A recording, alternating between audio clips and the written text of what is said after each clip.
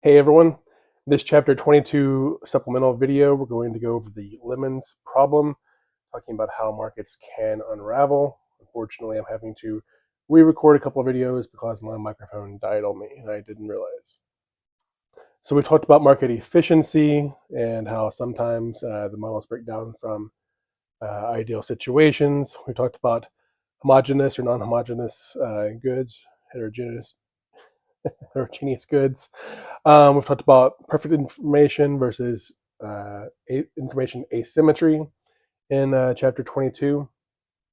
Here we're going to talk about George Akerlof and his paper, The Market for Lemons, Quality, Uncertainty, and the Market Mechanism, and talk about how markets can unravel. So you may hear phrases such as bad money drives out good, which is Gresham's law, and you may be aware that some goods that seem like they are homogeneous, non-differentiated, may be, especially in the market for used goods. You may see a recent year model car on a used car lot and think, oh, cool, I found a good deal, but you have to wonder why it was returned. Is it a good deal that was just returned after proper maintenance, but someone had to move and no longer needed the car, so they sold it? Or was it a lemon that kept on getting brought back to the dealership for being faulty and eventually was returned, and now someone's trying to pawn it off on you? The seller may know that, but you may not, and therefore there's information asymmetry that can lead you to make a decision that you later regret. But you may factor that in to your offer that you make them and say, if this is a good quality car, maybe it's worth $20,000, but if it's a lemon, maybe it's worth $10,000. Maybe I'll offer $15,000 and see if they take that.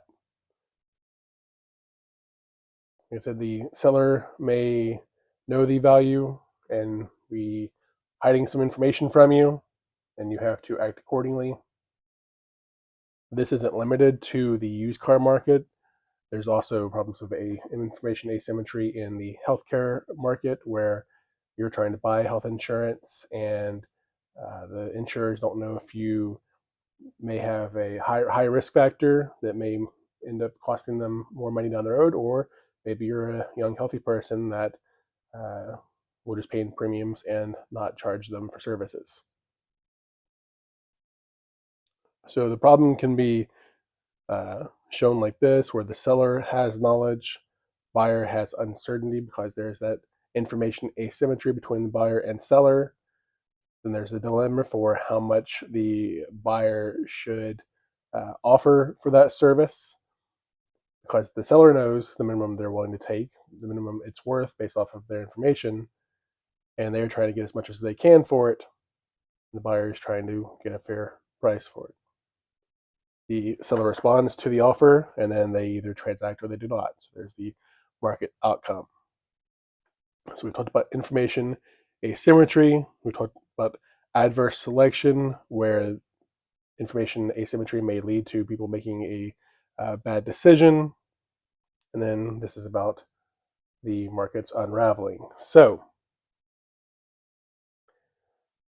what Akerlof talked about in his paper is, as let's say for used cars, sellers have, there's many different sellers out there selling many different used cars. You got the high quality ones where someone maintained it well, didn't need it, sold it. Those should command a higher value, higher price.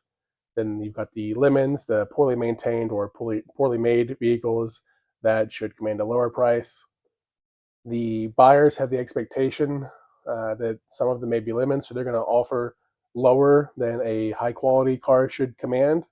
Therefore, the people with a high quality car may exit the market, not sell, because they cannot get the value out of their car because people think it may be a lemon. So those sellers exit the market. So then that brings down the average quality of all cars in the market. Well, as buyers realize that, they're going to lower what they're willing to pay even more. Well, any vehicles worth above the new average price, they will exit the market. And then it keeps on spiraling downward until only the lowest quality cars are left, and the market has unraveled. People are no longer willing to buy. So how do we fix that? Well, we've got rating services. You can get inspections. Certified pre-owned vehicles are a way to signal higher quality vehicles, etc. There's also applying this to the healthcare market. So I've talked about in some videos the Affordable Health Care Act, or Obamacare, allowed pre-existing condition patients to get healthcare insurance. So previously, those higher risk people were not in the pool. They were able to enter the pool. People buying health insurance, that increased cost for insurers. It's good that you can get insurance now as a patient who has a pre-existing condition, but it raises the cost for insurers. To combat that, the Affordable Care Act mandated that everyone carry insurance. The idea being that we would bring young, healthy people into the pool, whereas maybe previously they would forego buying insurance because they were young and healthy and didn't feel they needed it. Bringing them into the pool reduces the average risk because now you've got people paying for insurance who are unlikely to use it. That helps offset the cost of having those people with pre-existing conditions in the health insurance pool. However, the 2017 Tax Cut and Jobs Act reduced the penalty for not carrying insurance down to zero. So that would have people exiting the health insurance market that are good risk, and that will make the insurance premiums go up as costs go up, as the average patient or average healthcare carrier faces rising costs from the pool being higher risk people that are more likely to use their insurance. And since the Affordable Health Care Act made it to where people with pre-existing conditions can get insurance, people will wait till they need the insurance and then they will buy the insurance. So that can lead to a death spiral in the healthcare market. We see that premiums are now going up since that individual mandate has been reduced to zero, in addition to having to worry about subsidies going away, etc. So this is a real issue for the healthcare market, and something you should be aware of, how markets can spiral out of control. All right, if you have any questions, let me know. Thanks for watching.